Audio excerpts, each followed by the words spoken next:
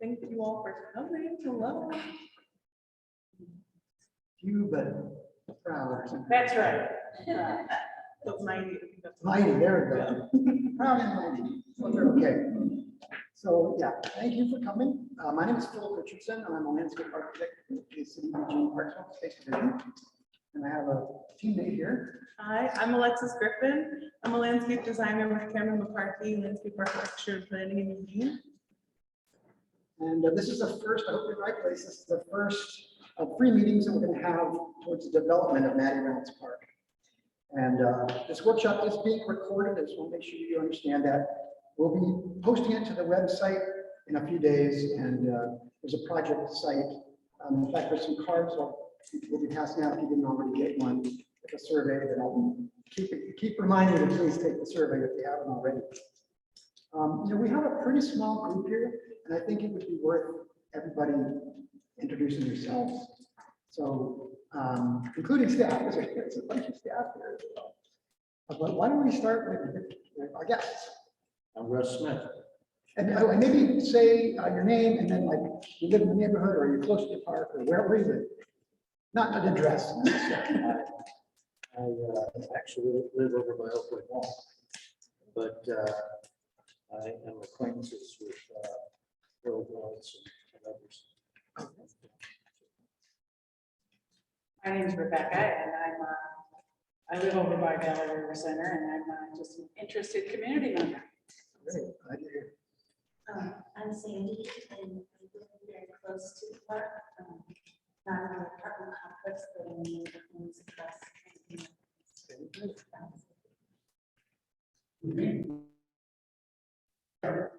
City view.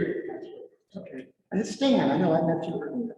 What's that? I said your name is Stan, right? Yeah. Okay. And I'm Elizabeth, and I share a fence with the park. okay, Well, I'm Tony Bronson, I'm with everyone else. okay, great. Thanks for being here. And then maybe staff as well. That sounds great. Mark Cosmos, landscape architect with Parks Plan. Joe Waxlansky, Park Ambassador with the City of Eugene.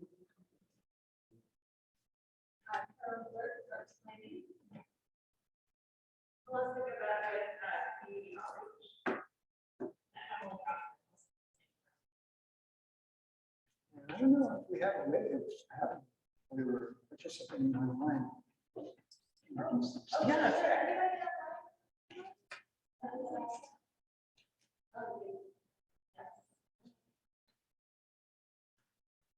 Yes, we have 2 staff members.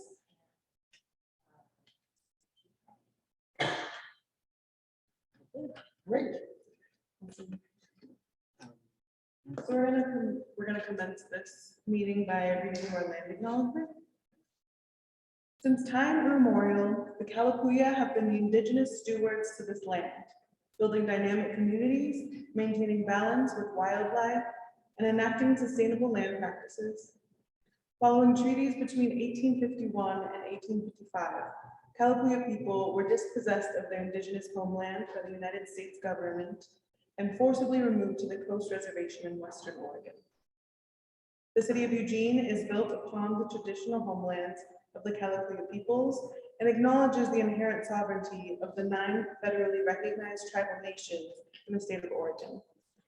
Kalapuya descendants are citizens of the Confederated Tribes of Grand Ronde Community of Oregon and the Confederated Tribes of the Siletz Indians of Oregon. They continue to make contributions in their communities here and across the land. So welcome. We're super glad that you took the time out of your, I know it was busy to be here with us tonight to talk about this park. Our expectations are for everybody, staff, is we'll be respectful. We will defer judgment. That just means if you hear some crazy idea, you think, just wait, just be open-minded about it. And be succinct, because we are trying to we want to make a promise to you that we'll be out of here when we say the meeting's over. If you are in person, I've already said please sign in. For those of you on Zoom, please drop your email in the chat, because we're not going to be sending out probably another postcard. And we want to make sure that if you want to know the progress of the park and notifications that we send out, we'll be doing that via email. And then again, take the survey. We'll talk more about that. There's a card, and I think we can drop a link into the chat so people can know how to do that. Workshop format. This is the first time that we have had a meeting that is both in person and online, or the first time for me. And we're working out some technical things, and so if we get a bump or something, please bear with us. We're going to do our best to make this positive and useful. And if the people on Zoom are having an issue, we do have a moderator, so you can maybe drop a note in the chat, and we'll do our best to help. There will be time for Q&A following the presentation. This is just a really kind of basic agenda, just an introduction. We'll be sharing information about the park and about the project, and then we'll have some time for Q&A. And then, just because of the number of people here, I think we'll just have a meeting all together, and we'll talk. We have a couple of questions we'd like to hear from you, hear your ideas. And then at the very end, we'll just tell you what the next steps are.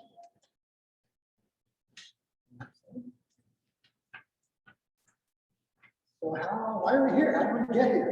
Well, some great things lined up. So in 2013, we acquired this site. We'll talk about exactly where it is in a bit. And then it sat there for about 5 years. And then in 2018, it was kind of a great year for parks. We completed a master plan, it's kind of a system-wide plan called the Park and Rec System Plan. And in that plan, Mattie Reynolds Park is top priority for development. And then also in 2018, the City of Eugene voters passed a parks bond and a parks levy. And that gave us the money. So we have land, we have direction from the plan, and we have land to develop it. So those three things come together, and it's an exciting moment. As far as budget, the original budget was about $1.5 million. Seems like a lot for a neighborhood park. That's about right. But we actually feel like this park probably deserves a little bit more, and we're working to get more money, basically. So we have a goal of like $3.5 million. Eugene is like really good at, we have a lot of experience leveraging the money that we have through grants and other ways. So I'm pretty hopeful that we will have quite a bit more money than what we originally planned for to develop the park. Okay. So this is just kind of a high level timeline. Generally, a park development takes about three or 4 years. The first year is doing what we're doing now. We're starting the planning, the community engagement. At the end of that year, we end up with basically an agreed upon, like a concept plan. This is what we're going to do. And then the second year, it goes into a very technical piece where they actually create construction drawings. They're figuring out where the water lines are, and what materials are going to be used, and how we're going to construct this thing. That usually takes about a year. And then another thing to say here is that we're going to be adding some 1% for art money to this park. So we will. There will be an art component to this project. I'm not sure yet what that will be, but usually the artist is hired on that second year. And then the years 3 and 4 are when it actually gets constructed. As you all know, in Eugene, the dry season is when the construction happens. And usually that's in July to October, November. And so we're imagining this park, planning on this park to be constructed in 2025. Assuming something crazy like COVID doesn't happen again. But it's a pretty big project, and to have about 3 or 4 years to get it done seems about right. And in terms of like who actually does this work, I'm the project manager, but I've got this amazing team. Everybody here is critical to making these things happen. And I'm also super excited to have Alexis. She's just bringing her experience and her perspective to this project, which is happy about that. Okay, so the community engagement process, which we're starting now, it's that first year. Generally, it's about there's 3 parts to it. There's usually 3 meetings, 3 surveys. The first meeting is, we're presenting the site, information about the site. We gather as much information as we can. And we do that through the survey, through these meetings. We come back for a second meeting, and there'll be a survey as well. And that's usually, this will probably be fall. We haven't chosen a date yet. And we put together some design alternatives. So here's kind of what we heard, here's some ideas about what could happen. And based upon the survey, the feedback, we usually have a third meeting where we come out with like, okay, this is what we've come to. This is kind of our preferred design. Of course, all that has to fit within budget limitations and other things. Next slide. These processes are pretty complicated, to be honest with you. We're balancing a lot of things.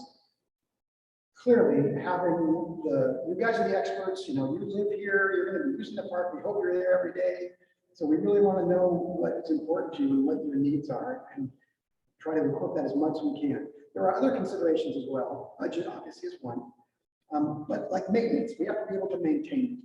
We have maintenance money, we have staff and equipment, but there are certain things that are easily maintained and things that are very difficult to maintain. And we work very closely with our maintenance folks to try and keep them happy. Always there's a little tension, but we do a pretty good job of that. That's one thing. And safety, obviously, anything we put out there has to be safe. It has to meet, there's permitting that we have to do, accessibility needs and issues that we have to address. So all of those things are kind of jumbled together. Priorities, money, how much things cost, and that's all the things you end up with the buildable project. So let's see. Well, next slide.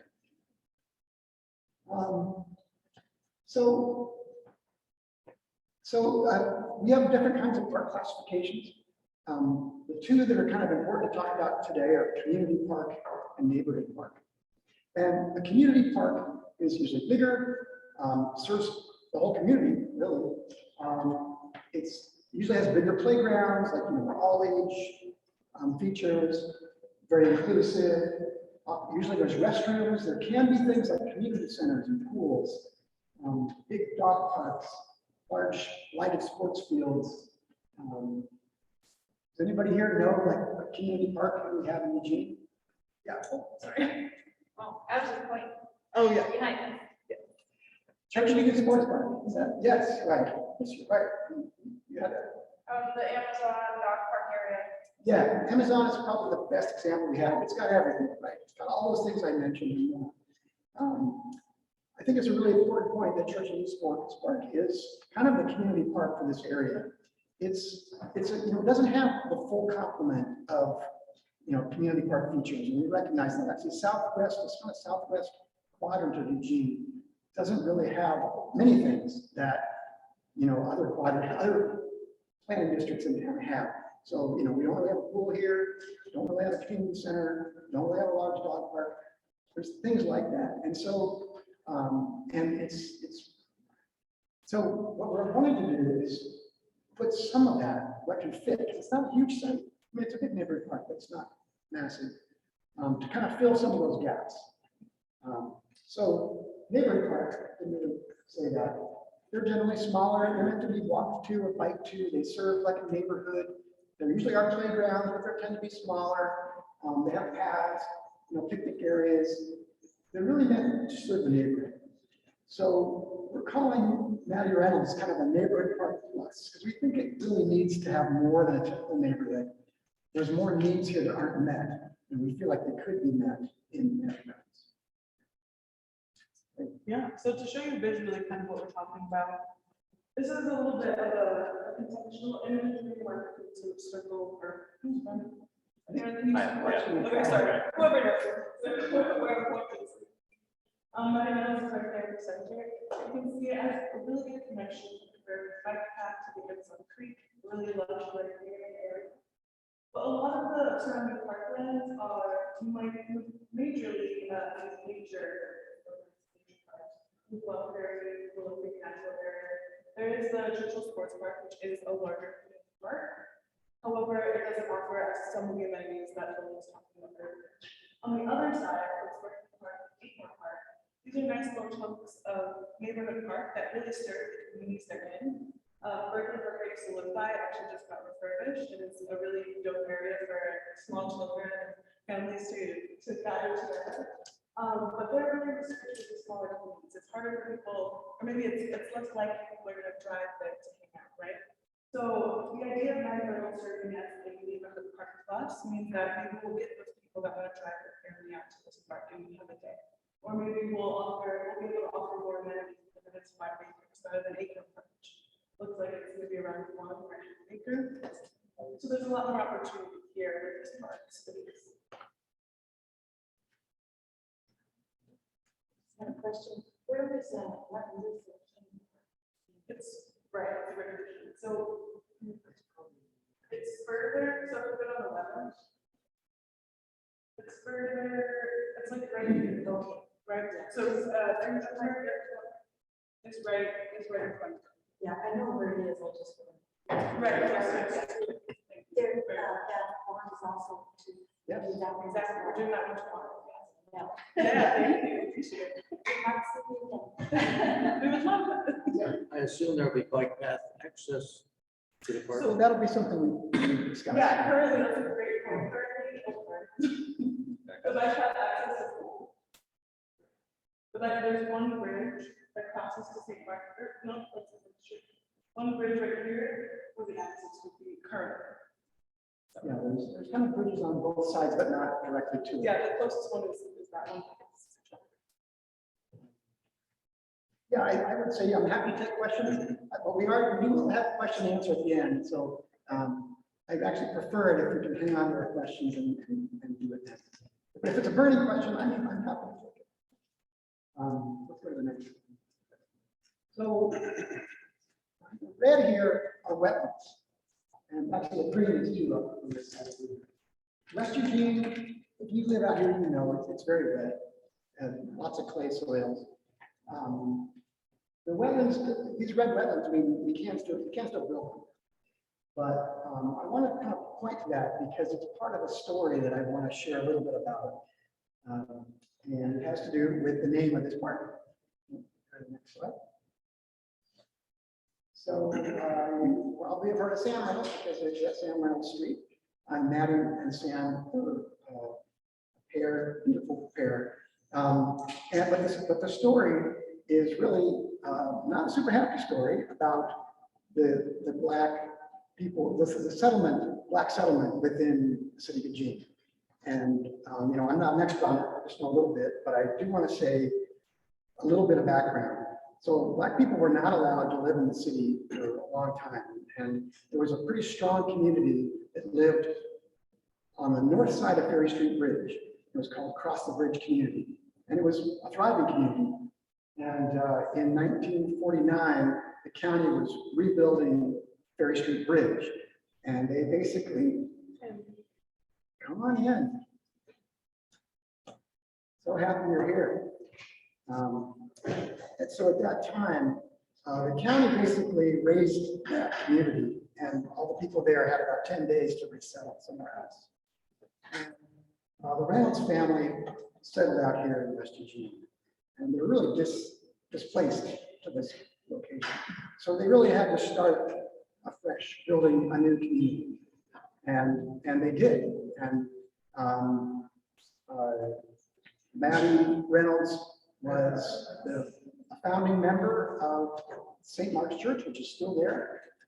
And where they moved, there was no flushing toilets, there was no running water. This is a picture of two of their children, that's Robert and Dolores, who had to walk to a gas station to get water to bring back. So this wasn't a very good place for them at that time, but they thrived there. They built another really strong community. The church is still there. I'll introduce someone in a little bit. Mattie was also kind of the main, like a leader in that community, and she was A matriarch. matriarch, yes, definitely. She was the very first black person who ran for an elected office in Eugene. So she ran for a city council seat in 1966. So that takes a lot of internal fortitude and strength of character, I think.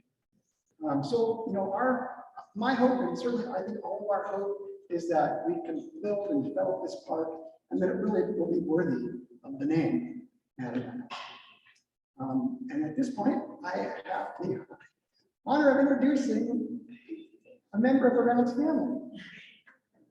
I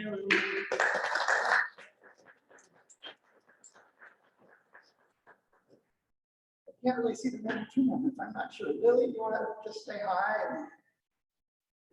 Hello. I never got to meet Mattie, although she. Sorry, I'm interrupting. That's mother in the picture. Yes, yes. I was never met Mattie else, but I have gotten to know her daughter Lily. She's just a beautiful person. I'm honored to know her. I'd like to do a little time travel. So we're going to go back to 1952. I have a series of aerial photos that we have of this whole area. And so you can see here, this is 1952, so this is 3 years after they were displaced and started living. St. Mark's Church is up there in the corner. The park will be outlined in blue through all these stuff. But this area had very, pretty much almost no development. Pretty much fields, wetlands, a few streets. It was way on the outskirts of town at the time. Let's go to the next. And we're going to go in about 10-year chunks. So 19, 65, 50 years. I don't have any glasses for doing that. And you can see here, this is 65 Churchill High School is starting to be developed. See that there? You can also see the Rexius yard that was there. They had landscape materials and all. Yeah, that's starting to happen. Go ahead, one more. And we'll start to see it in the 70s. Wow, okay, we're starting to see a lot of housing go in. Hopefully you can see that. Keep going forward. So 82, more housing. It's starting to look pretty familiar. I think now you would recognize it. Keep going. Color areas, but yeah, it's a lot more housing. Most of the streets are in.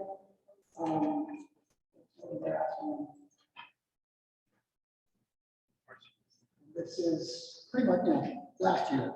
And you can see all the housing, the Bailey apartments that went in, right on the edge, and that main storage, personal storage there. And you'll see just to the east of the tip of Mattie Reynolds on the top is where Everyone Village is currently. I think it was constructed after 2021, maybe you all know better than I. But now it's a neighbor to the park, so neighbors to each other. And so now I'm going to talk a little bit just about the site itself, some pictures. It's pretty flat, for those of you who have been there, but it's still pretty wet. There was fill added over the years, but if you walk out right now, you'll be walking in some puddles. Next one, there's also some trees. Most of the trees are around the edge of the site. We actually have had a number of really great volunteer projects. That's me. This was Martin Luther King. Yeah, great. There's someone who was there.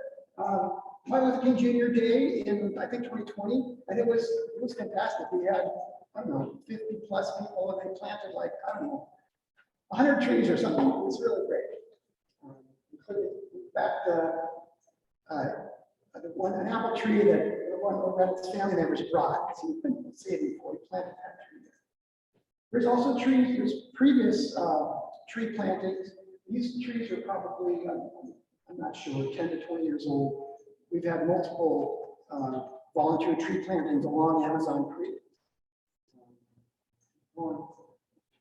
This is Amazon Creek itself. It's actually really nice in this area. Lots of willows. It's really great that the park is connected to it. I think there's some habitat benefits for birds. Maybe we got bat rocks or something. Can't avoid talking about this issue. It's really critical, kind of crisis of unhoused in Eugene. And so I want to say a couple things. We have, in fact, Joe is here from the Park Ambassador Program. When someone is camping like in a park boundary, we actually have a really good program. They're on it very quickly. Actually, when I took this photo, I saw this little tent. You can kind of see that. And so I was careful. I didn't want to disturb them. But on my way back to my car, I ran into 2 park ambassadors who were already going to talk to them. And then they were gone by the next day. what we see, and this is actually right across the street, it's a shopping cart. Actually, it's a beautiful meadow, canvas, which is gorgeous, all wetlands. But you do see this kind of, garbage and stuff that's just left. And when it's in the right of way, which basically means the streets and the sidewalks, the rules governing what we can do are different. And we're working on a program, we're trying to get to a place where we have a sort of a better way to deal with that. I'm not really expert on that, Joe. If there's questions about that later, I think Joe could probably talk to it. But I think the point is that we recognize that when there are things like this happening in the street, or a sidewalk that's next to a park, it influences your feeling about the park. And we understand that. We're doing our best to start addressing that. I'm going to go on to the next one.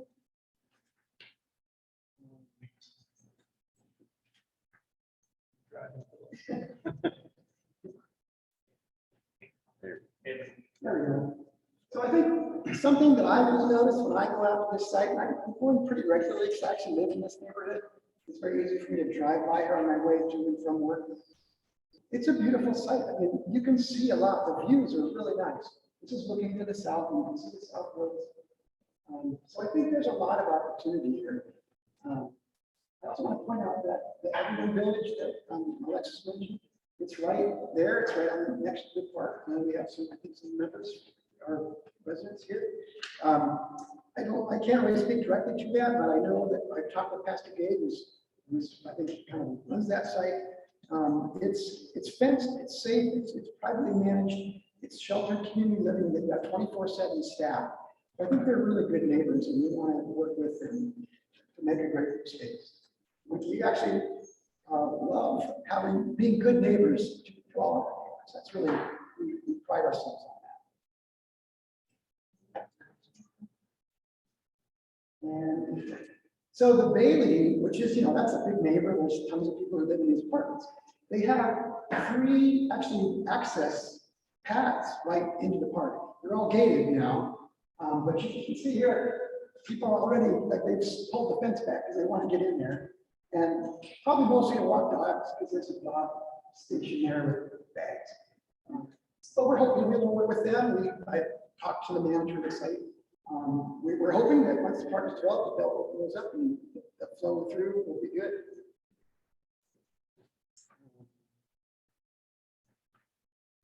So the only last thing I didn't mention is there are these 2 drainage swales. If you've done the site, you probably know them. That's in blue. We're not quite sure what we're going to do with those. But they're there. And if you're there in the site, especially when it's wet, you'll notice where they are. And really, that's kind of as much as I can tell you about the site. There's a whole bunch of other stuff that's boring, easements and stuff like that. But I really want to open it up for both, for questions. So, before we start, I do want to say we're going to be kind of methodical because I don't want to ignore the people on Zoom. And so we'll take all the questions here and then we'll ask them. So, yes. I was just curious if you guys were aware of the protected species of plover that lives in that field. They're called killdeer, and they usually lay 3 sets of eggs during the summer and spring season, and they're a protected migratory bird that you can't disturb. Okay, well, I wasn't aware of that. We do have I think one of our staff members, we have kind of natural area expertise, and they should know all about the regulations governing that. Yeah, I hope so. Yeah, no, when you fill out the survey, please make sure you note that. I've heard it here. And then, yeah. So what relative proximity was Mattie's house from this park? I don't know the answer yet. Okay. Obviously, she was, I think, closer to the church, but That would be my assumption, but I don't know. Yeah, I don't know. Lily, did you hear that question? I didn't hear. Whereabouts was your house?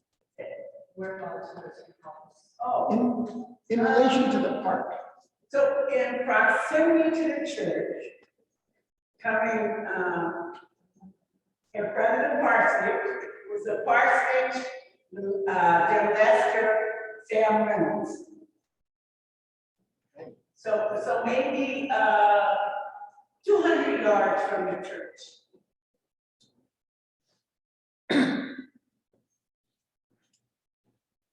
Maybe there should be some kind of plaque.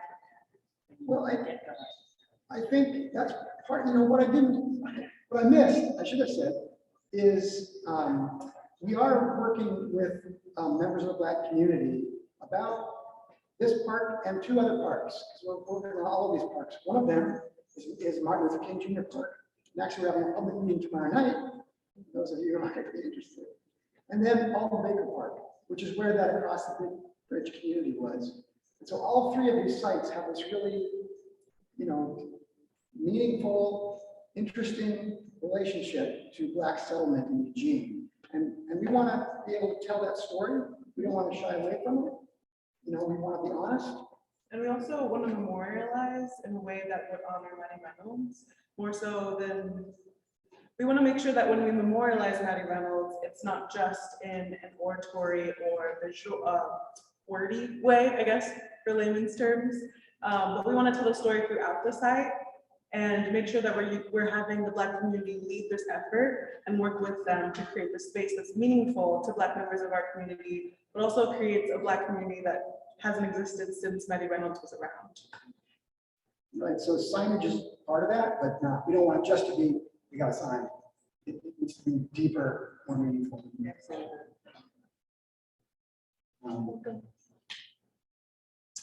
Yeah. Do you guys intend on creating another connection bridge that would go directly from the bike path into the park? That would be wonderful. I think this is a part of us having these conversations, is hearing what people want. And that access point, the Amazon acts as a different driver to connect different people. So if you're in the Bethel apartment complex, I believe? Bailey, the Bailey complex, and you're trying to get to downtown Eugene or vice versa, and you want access to the park on either way, you should have access right to Mattie Reynolds, right? That makes a lot of sense, but this is what we're trying to get feedback on. So that's a great point. And I think you had said that too, right? Isn't it? Yeah. So having 2 people say that is like, remind them for now.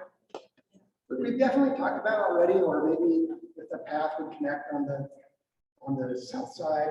I think, obviously budgets are a concern, and we hope we have enough money to do everything we want to do. Bridges can be pretty expensive. Not saying we won't do it. I just think you got to keep that in mind as we're looking at all the things that we want to happen. But I think if I could choose and I had money, I think having a narrow connection would be great. Unfortunately, bridges they did put are kind of in inconvenient spots, and that would be an ideal spot. But I realize maybe it's quite a bit of water. Yeah, the added. Yeah. So I think what you were saying was the bridges that exist there now are in inconvenient locations. Yeah, it's really On the park. quite a bit Yes. to travel, by bike or car or whatever.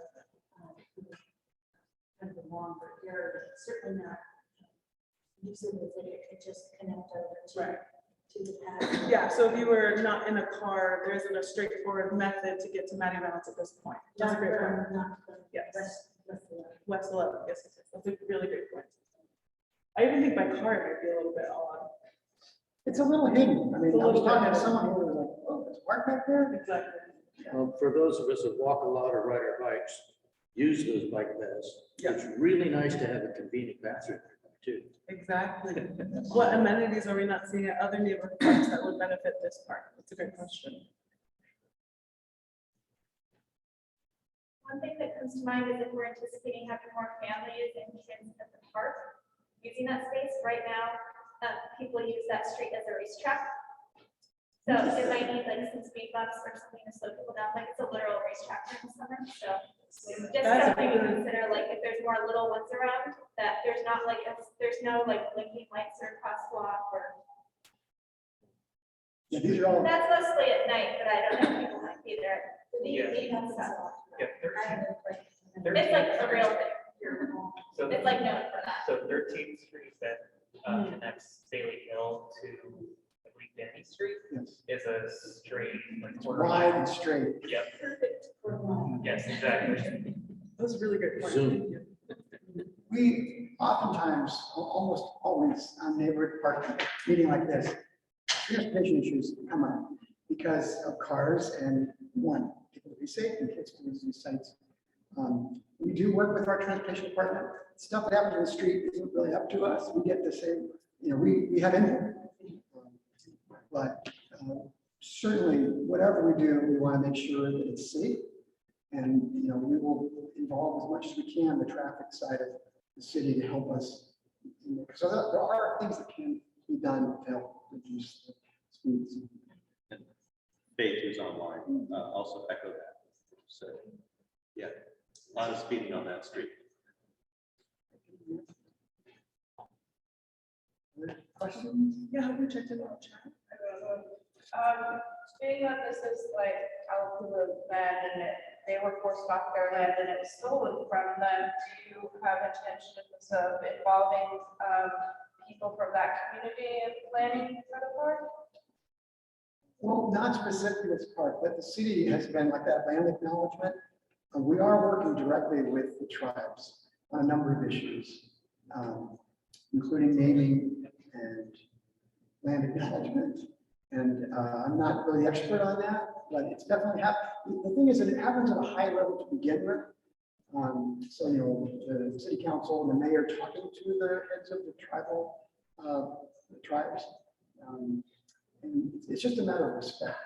But yes, we are the city, and not me personally. Are working with the tribes on building a good relationship. We want to have good, trusting relationships for sure. Are there any Zoom questions?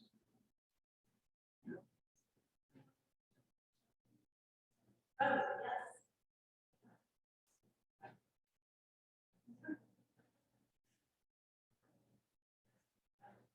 Okay, so Shelley Miller is our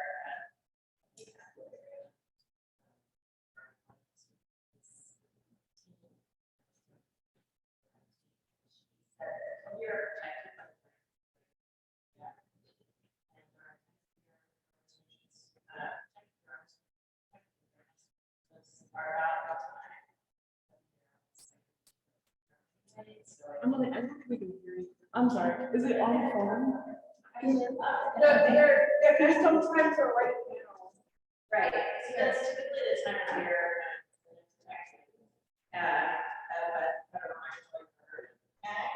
And it's typically a time that's actually too wet to construct, but it's, probably sort of overlap with times when we might construct, so it's.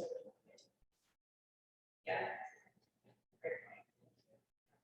The Audubon Society came to our site and were interested in our parrot nesting filter that we had.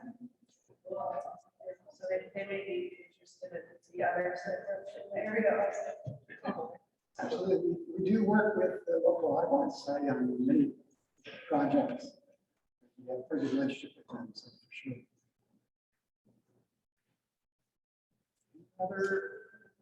Any other questions in the room? I did fill out the survey. Some very great questions that kind of took into account of what we are wanting. Maybe you could kind of raise some of those questions so they could respond. I don't know if I can remember. I know, that's why I have access to. I think my response to that will be, the survey is really one of the main ways that we get feedback, because a lot of people can't make a meeting. And as much as we love all of you for being here, there's a much wider community that we're trying to get as much input as we can. And it's frankly, it's a challenge. And the survey is just the best way we have right now of getting that feedback. And so, rather than kind of going through the questions now, and we are going to, I think, move into it's just like a group discussion. And we can talk a little bit about, I think that's some of those questions. But again, I think, and I hope that you all do take the survey and go tell your neighbors and your family and friends to do so as well. Yeah, and I just want to say before we get Emily a question from chat, The survey in general, when you think about public engagement, is to gather larger swaths of information from humans. But we really want these instances to serve as a way to deeply understand what it is that people are wanting for the site. And that's also why we're working so closely with certain members of the Black community, so that we really understand that and reflect that in the part that gets designed. But I just wanted to make, that's a part of the reason why maybe repeating the survey specifically would be cutting to that, but I do agree. No, that was wonderful. I just want to explain for the, but we had a Zoom question and then we'll get to it.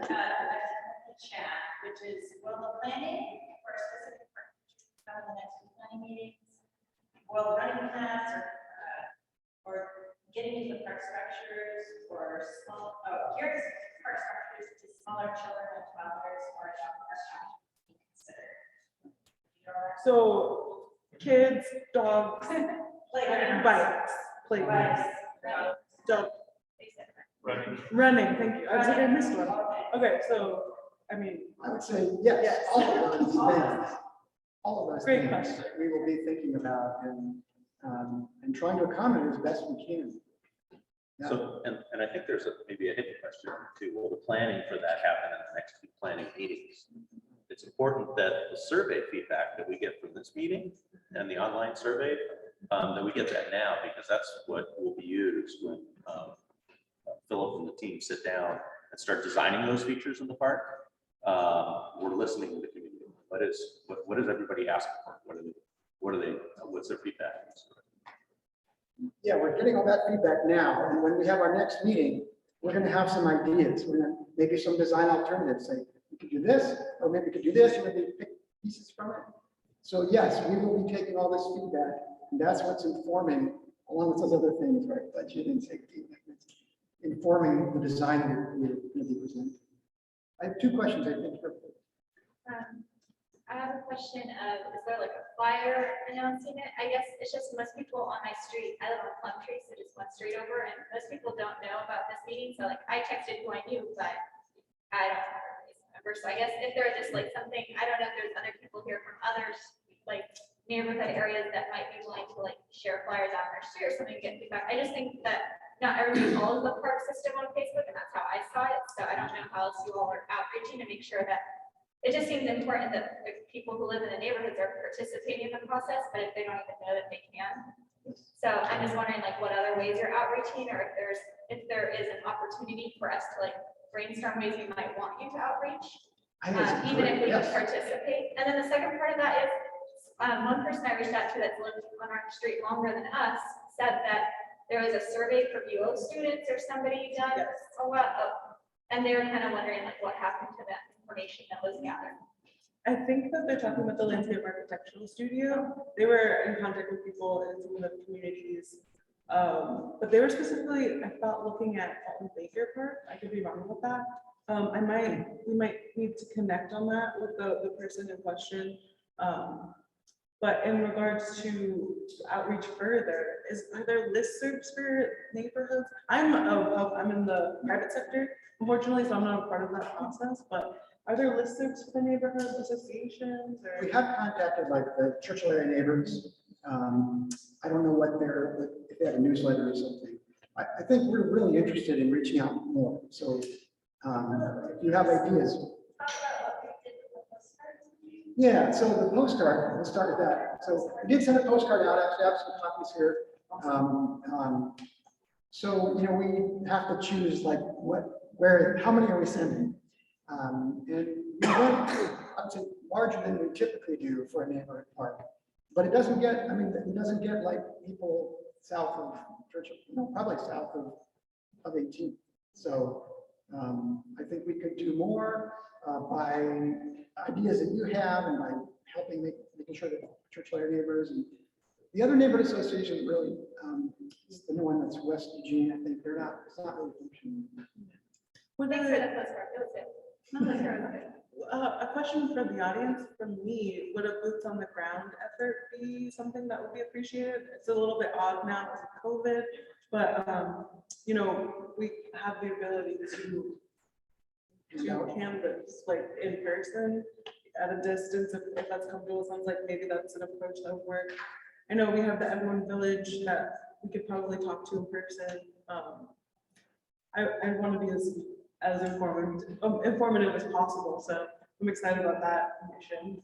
I can get you flyers.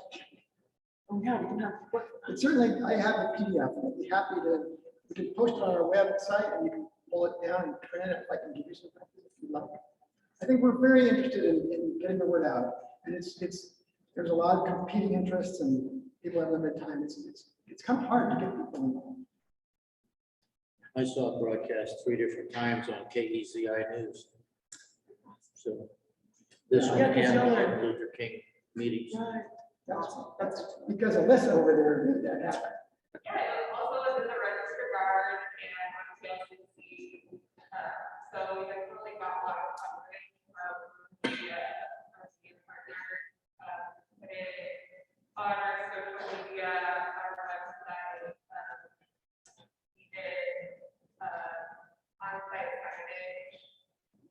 But I feel that we're always interested in hearing, are there other ways, more effective ways to meet people? Because that's got many over time too. It seems like you put out all of the correct effort, but just didn't get where it was supposed to go. There's a question in the back. Yeah, like in the survey, are you giving some options of what might be possible? The initial, yes, there's plenty of room for people to tell us whatever they want. We're happy to get whatever feedback they have. There's questions like, what about the site now do you like? Maybe goals, you would like sort of broader goals you'd like to see for this site. Yeah, what are some of the options that the city is willing to provide to a park? So I think there is a list of amenities. I think it's on here. Comprehensive, that's what I'm. So that people know what is. Yeah. Yes, things like.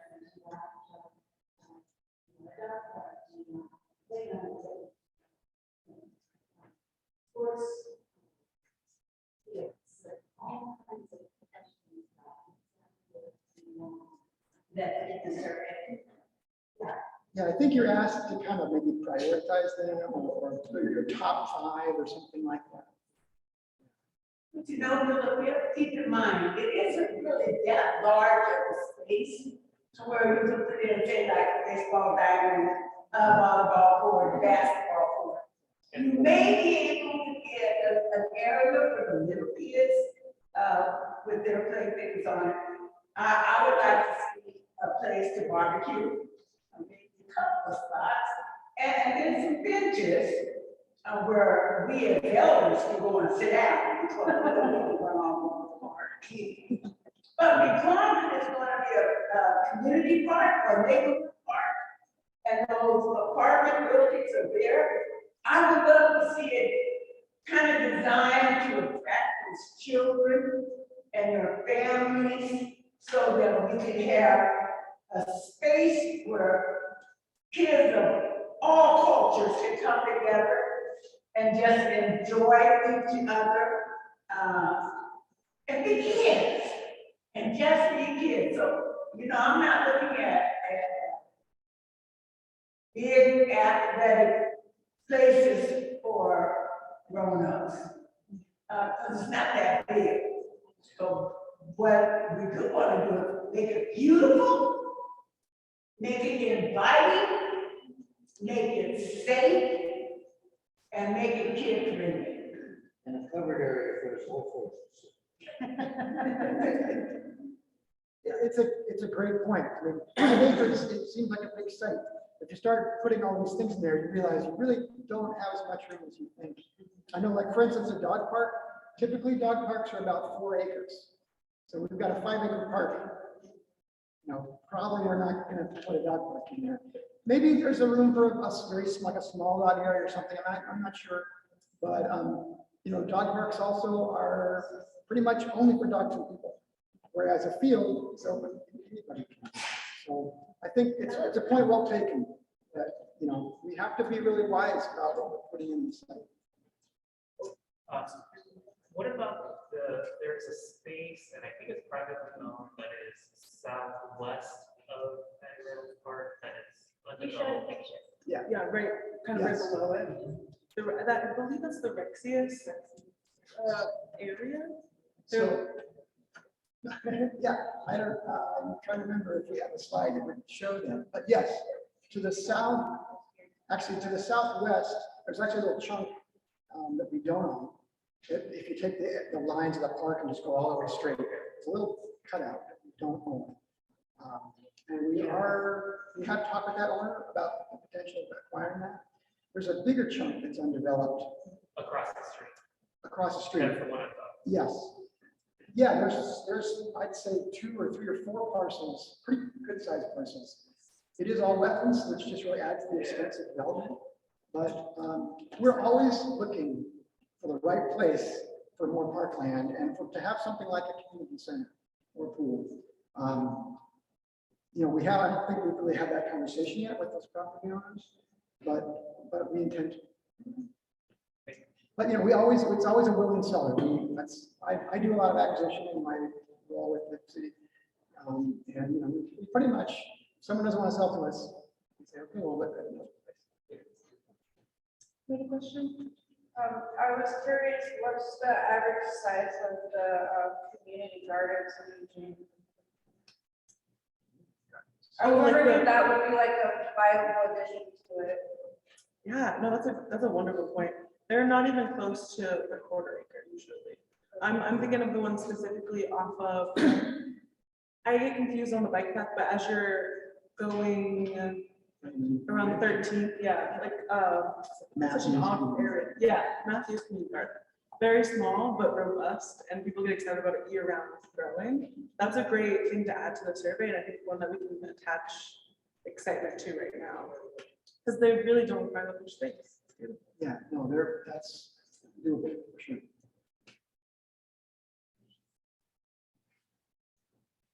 I think I check in with my timekeeper. I think we had a little exercise we wanted to do. And it's sort of just we were thinking about breakout groups, but I don't think we have enough people that really makes sense to break out into groups. Yeah. So what I'd like to do is we want to talk about kind of your hopes and your dreams and your fears. We don't want to ignore some of the fears. And so what I'd like to do is maybe just go around each person, share what you, and I'd like to start with if you have any fears about this park site. We'd like this to be, you know, an honest discussion. We don't want to end with fear. We're going to end with hopes and dreams. But I think with your approval, does anybody want to start? I have 2 fears. One, not easy access to the bike path, further bike path, which means a bridge. And number 2, managing the homeless population, which, as you addressed, is, you know, trash. I can choose. Would you want to share a fear that you would have? I don't have any fears. Okay. Okay. I think that the parking to come, because the city can access from the bike path. And, you know, like, it's got 2 bike lanes on it, so you can't park along, you're not supposed to. And so how would you address that? So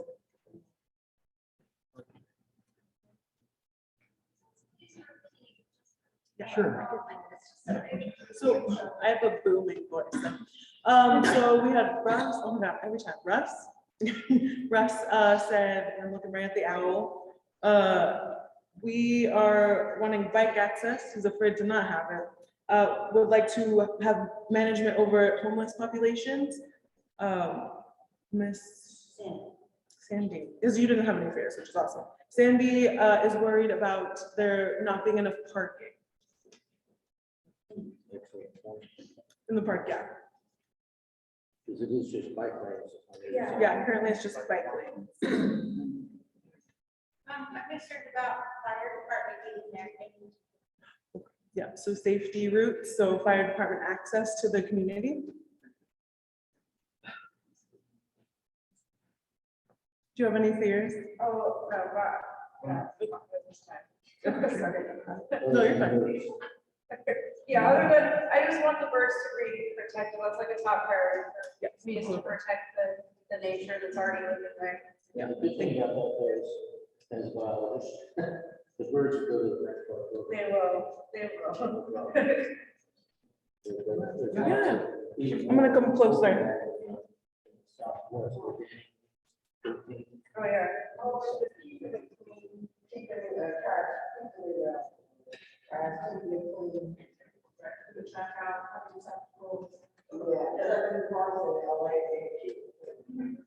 Great. So keeping it clean, having piles of trash is a concern.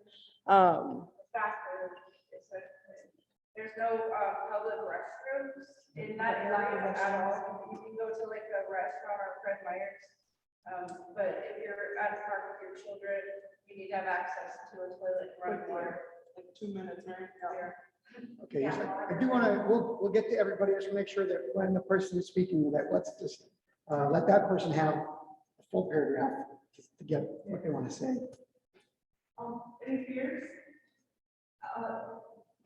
Other than echoing what's already been said, I belong to the church right there, St. Mark's.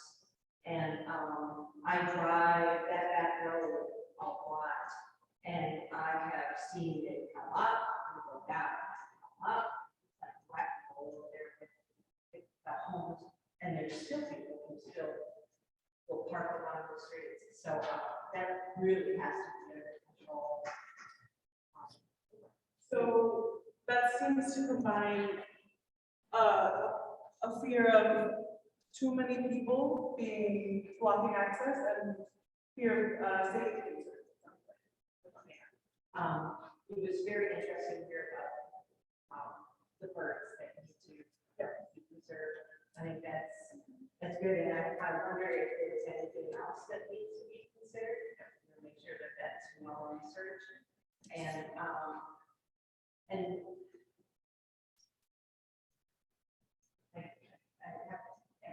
always said, say there really aren't many parks when you get out farther this way, so it will be. So maybe a fear that this won't even happen. Or that's gonna take Too long, yes. the So- administrative process. It's a great point.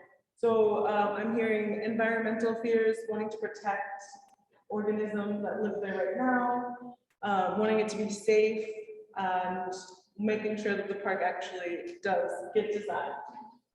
And you know, one other thing too is that, the driving back, you see, that's already a dog park. You know, and that this park complex is that park. You know, so, you know, it would be nice to maintain the dog run or, you know, something for the animals, but not. Well, we'll get that with the hopes, but right now we're gonna. Lily, how many? No, I'm just hearing this. I'm still being on the planning committee, and so I just wanted to come and see what the community had to say and what the temperature in the community is. As we take this leap in recognizing all those in our city that contributed to the good of the city. And I want you to know, of course, I'm biased. Because my last name, my maiden name is Reynolds. But I just want to make sure that people are very comfortable honoring my parents. They deserve it, of course, I believe that. And I think Eugene deserves it. So I just thought I'll just go and listen and see what people have to say. Of course, I'm hard hearing, so I can ask what you said. And then go back and discuss it and be a voice for this meeting when I meet with my group.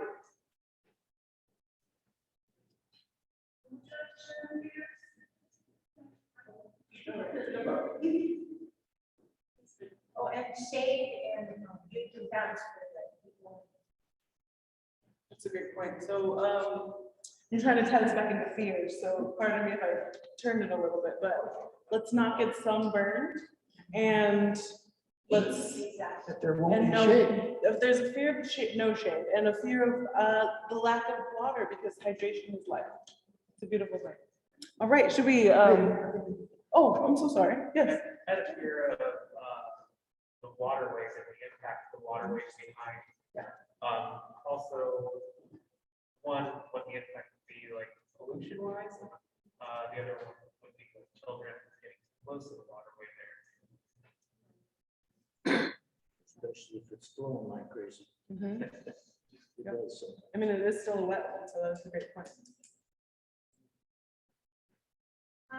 I guess fears would be that we actually go outdoors in that area a lot. We don't use the dog park, but we like bike path there to get to the bike path, and some sections of the bike path there aren't super safe, like I wouldn't let him go on there without us. So my fear would be that the park would end up the same way, and just hope that we have space that families and kids, we have lots of kids in our neighborhood and on our street, that they could go and like access it safely, and then it could fit in that way.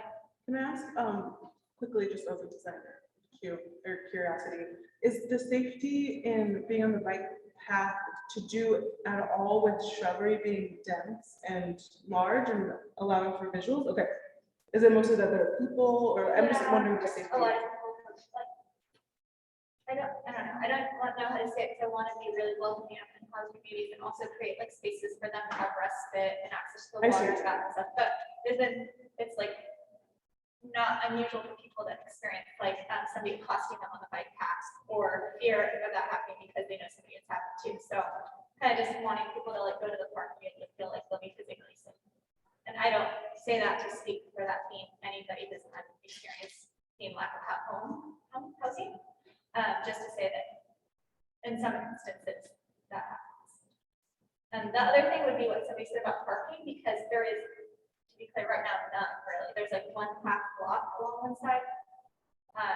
So it would be very little parking. And then that whole street 13, you can kind of park along one side, but people who live in apartments park there. And then the next street is Plum Tree.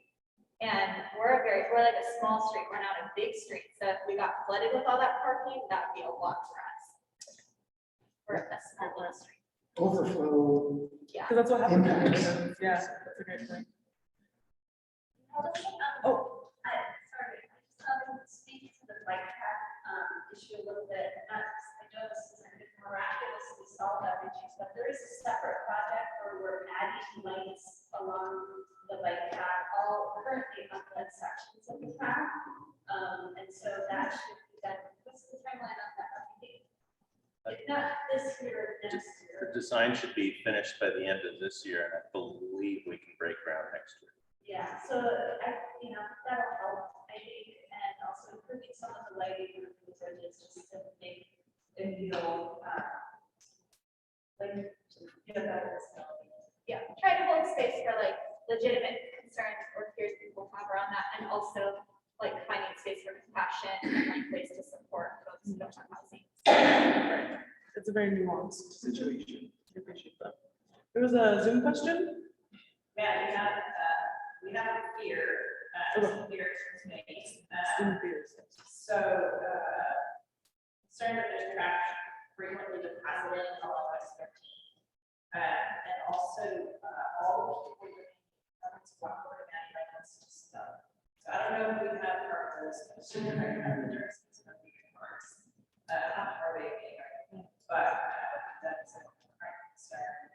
And also the, another fear related to the park not being safe for the homeless community dog plan.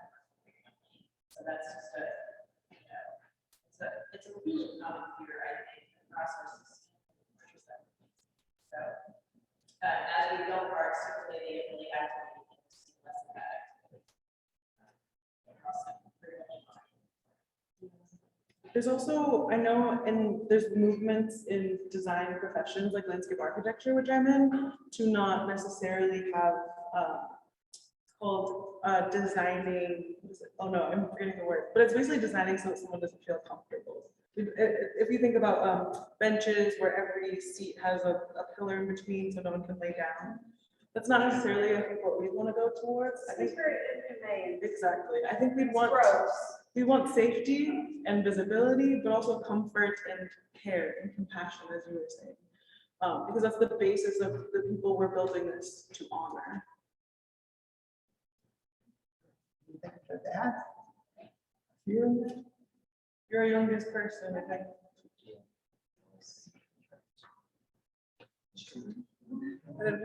He said they were in a dress. Okay, awesome. He was worried about the parking too, because people like on our street, kids are out all the time playing in the streets. So if there was like a huge influx of traffic for parking and stuff like that, it would feel safe for them. Like there's always kids outdoors going out the door. You said Plum Street, right? Plum Tree. Thank you. Well, thank you for sharing that. So now I would like to move to your hopes and dreams. What would be like the best outcome that you could imagine? Let's start with you, Ryan. Exactly what Lily said about a welcoming family park. That's my hope and dream. That Russ said he would like a welcoming and family-friendly park.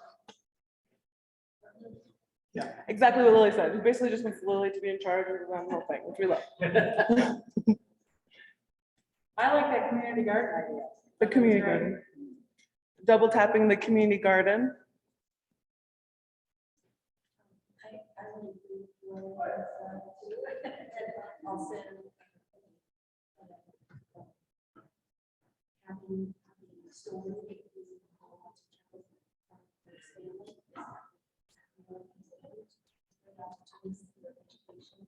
Yeah, so this is a great opportunity to tell the Reynolds family story, to honor Mattie and Sam. Yeah, so Sandy, every time, I'm so sorry, Sandy. Sandy would like to see the story of your parents honored and shown on this park. To have, there was a community garden request that was double tapped, and I forgot the first part of your Sandy. Apologies.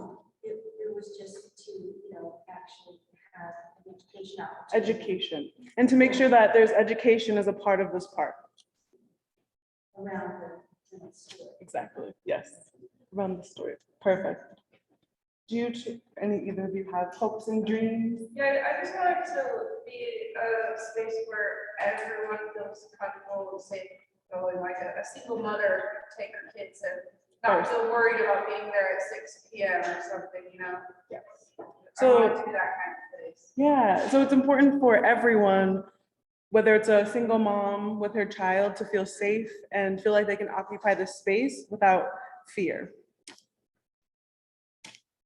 Did you have any hopes and dreams? Oh, yeah, absolutely. Yeah. I like the dog run and the playground for the kids and shade and seating. Seating, you heard that a lot. Yeah, love it. So seating, shade, maybe seating and shade, place for family members, children to be welcome. And did I miss the dog run and a dog run area? And water fountains. Yes, I will never forget that. Did y'all want to share any more hopes and dreams? Okay, sure. I thought we were going in the same order. Sorry. Okay. Big dream swimming pool. Ooh, okay. We're in dreaming mode, right? Yeah, no, this Yes, is prime. there's a swimming pool. Yeah, swimming pool. There's a big lot across the street, and I think lots of people use it. Churchill doesn't have one. It feels like a missing piece over here. So, like, what is there? And then other things would be, Sandy has a rain garden in her front yard that the whole neighborhood gets to like enjoy when we walk by. And I love the idea of like incorporating something like that because it's a wetland. So maybe not completely overriding that it's a wetland, but incorporating some of those like water features into it. Maybe like a shaded sitting area that has like a beautiful little native plant garden or something.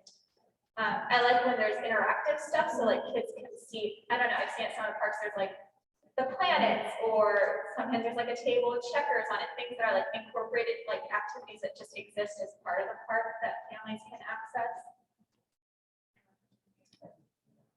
Oh, and then I think this is like not a thing, but it's a concept, and just as a person of color who lives in Eugene, and this park being in honor of a Black family that's historically part of like our history, just making sure that this park isn't just good, but that it's like amazing, because I think like the family it's honoring deserves that, and communities of color in this city deserve that, like have that honored in that way. That this park is like really incorporates those cultural components to share with all of us who visit. I would love to see that, and it sounds like you guys are seeing that, but we just love to see that. That is why I'm here. Okay, so that was a lot, but I'm gonna try to paraphrase the best I can. It was a beautiful lot, not about a lot.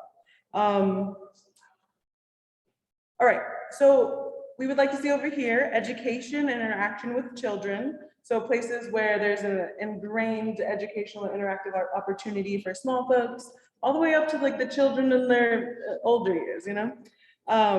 This park should be amazing because it is representing and honoring pioneers in our Black community.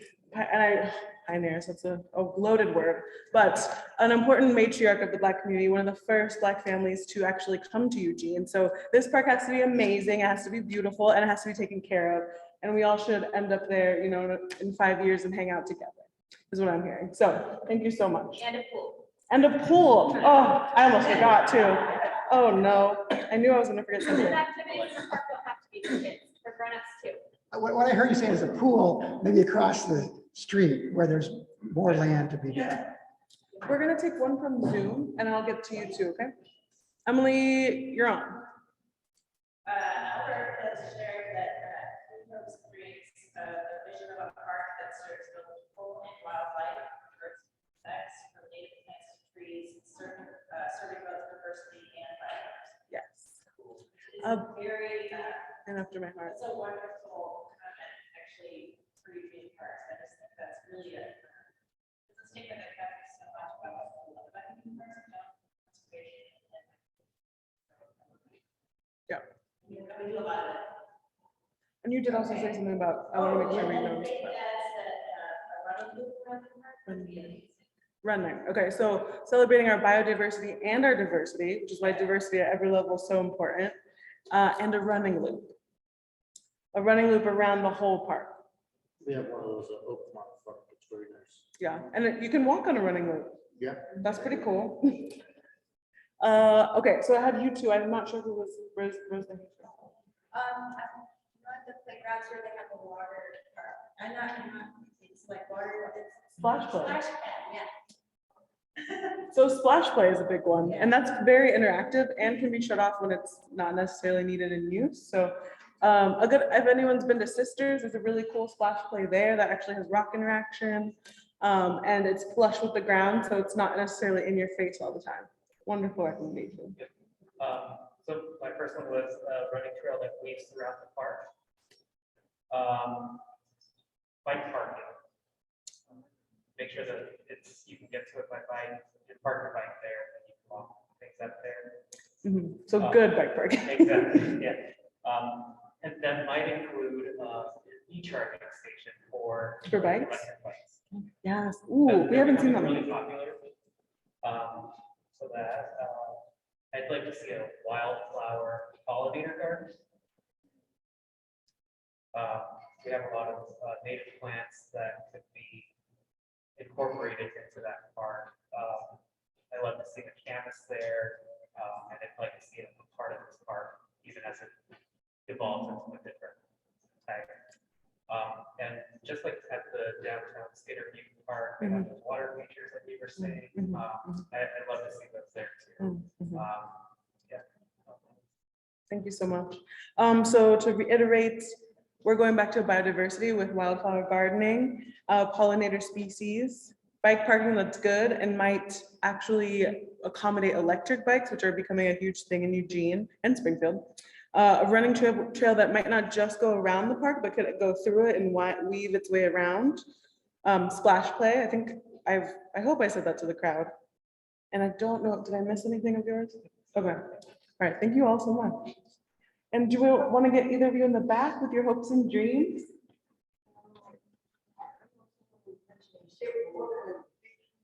go around there, like, because I know some parks have huge fir trees to make shade, what kind of, can you go there over in 5 years, 3 to 5 years? And that's the problem. When you think about landscape time, you have to think about it when trees actually hang out. So there's a sort of accommodation for what trees can we get shade around for 5 to 10 years, but what can we think about that we're planting now to actually give to our grandchildren and our children's grandchildren's grandchildren. You know, right? So we're looking at a way to accommodate both of those things when we think about our plant design. But there are many species that will work out there. And I can talk about trees like this, but there's probably more. Is there a specific tree that you're thinking of? No, rural park has some trees, I think it's like northeast beginning of Brookhaven. Somewhere, I think it's kind of nice, I don't know what kind of trees they are. Wait, so you would like big trees, but you also want shade as soon as possible? Yeah. Okay, so. Like an old Baker Park, picnic kind of covered. Yeah, so the idea of having shade as fast as possible, but also creating big canopies for space having underneath for seating in the future and or play under, because some trees get so big you can have a soccer game under them. So did I catch all that for you? Okay, wonderful. And Yeah, actually, I would like make sure that there's a lot of seating spread out variously throughout the park so that we can all have a space to hang out. And so does that mean also group seating where you can all see each Yeah, other? group seating, single Not seating. just, so varying sizes of seating, maybe looking at each other, somewhere looking away from each other, need a break. Yeah. Okay, awesome. Thank you so much for sharing. I've seen that with like rock features that they Yeah. can also climb on. We love that. Let's make sure, can we just make sure we get everybody first?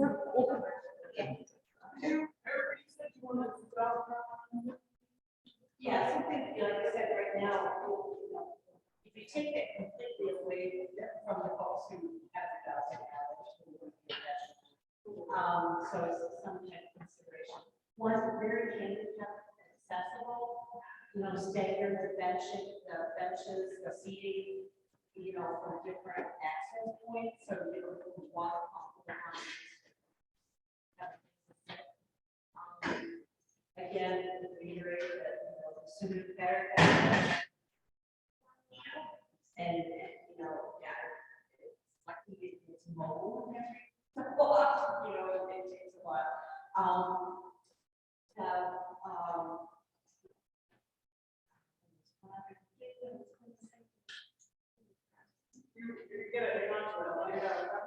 All right, I'm gonna reiterate real quick and we'll go to Lily. All right, so again, along the seating lines, having universally accessible seating is important. Stagger the seating so that it's not too far away from the next, so that all people of varying abilities are able to get to them. And build the park as soon as possible because people need it. And now one other activity that one of the parks has here that would be really interesting is it's just a water pump, and then there's just sand underneath, down below, and it's just love that. So besides the splash, So more different options for interaction with water, maybe getting more, what is the word for it? I don't know, but like physically understanding water pumps and being able to interact it with the sand below or the earth below. Sounds like it. That sounds wonderful. Lily, would you like to share your hopes and dreams? Would you like to share hopes and dreams you have for Mattie Reynolds Park? Hopes and dreams. I hope that the park is a healing place for all Eugene community, that we can come together and be a family. I hope, it's gonna sound silly to some people, but to me it's really important. I hope the park has restrooms, because I don't do buts. Did those until I was 14 years old on West 11th. We don't do outside gatherings. I hope the park has a water fountain that everybody can use and don't have to happy neighbor. And I hope that people will have some kind of way in this part to be educated about who Mattie Reynolds was and what she stood for. Because a lot of you don't know her. Of course, I do, she gave birth to me. But a lot of you don't know her and don't know what she's done for this community and why she should be honored in this way. So I'm hoping that there's a space for educating and sharing who we are and why we are. Thank you, Lily. Would either of you two like to share any hopes and dreams you have for the park? I don't know if my sister said. All right. I'm good. Okay. Okay. I don't want to push on the spot too much. All right. Awesome. Do you want me to summarize that, or was that you can hear? Okay. Yes. So I just, Lily would like this to be a healing space for all of Eugene and all of our communities to come together and learn about Mattie Reynolds and how important she was and her family was to Eugene. Education is going to be a big element for this. Also, water fountains are for everyone, so we should have water fountains on the site for everyone.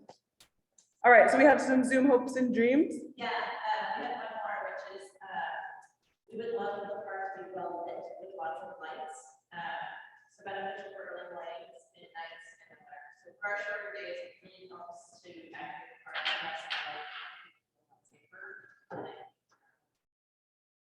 Yeah, we're starting, especially for COVID, away from the street or where that street light is really filtering.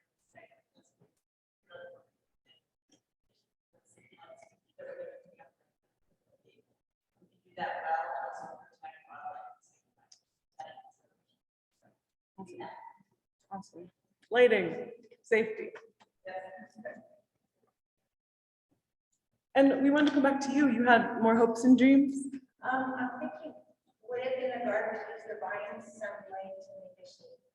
Like an arch or something? Natural shade structures? Yeah. All right, love that. I have one last one. If it was in the plans to build a playground, which I hope it is, some parks have all inclusive playgrounds where they have swings that you can push a wheelchair into or stuff like that, so all kids can play together in the same way. Something. Okay. Thank you. That's great. I want to be sure we do commit to closing at 7:30. Yeah, no, we're good. Thank you. Thank you, Alexis. So let's, I'll be here later. So if you want to stay and talk, please do. Can we go to the next?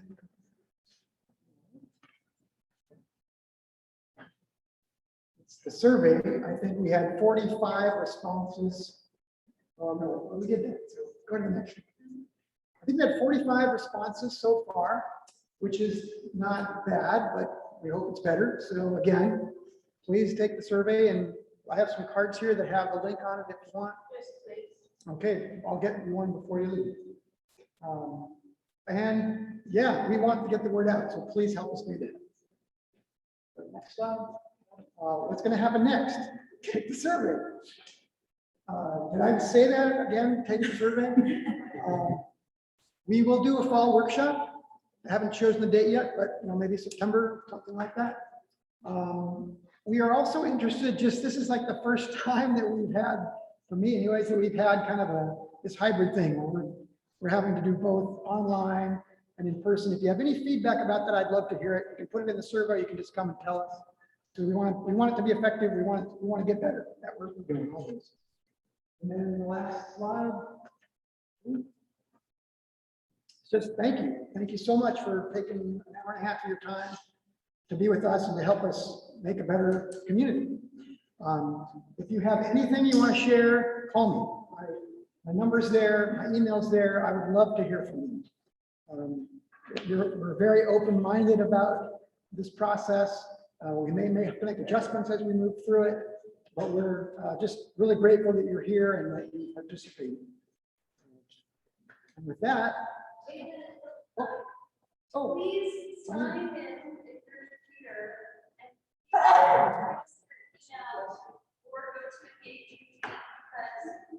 how we roll now the cards again. And so we really want to make sure that we keep in touch with all of you. So this is how we will get in touch. I'll just repeat that right up close to the owl here. We won't be sending postcards again. It's kind of expensive. And we would rather you take the survey and give us your email, because we will be sending out email notifications about the process, about the date of the next workshop, about information that we get. So please sign up. We have an email sign up sheet, goes online. Please drop your email into the chat. And I think with that, one last question. Okay. Yeah. Well, I think I'm going to finish 2 minutes early then. And thank you very much. And can I ask a question afterwards? Okay. And with that, we'll call it a meeting. Staff will be here for a while if you have questions.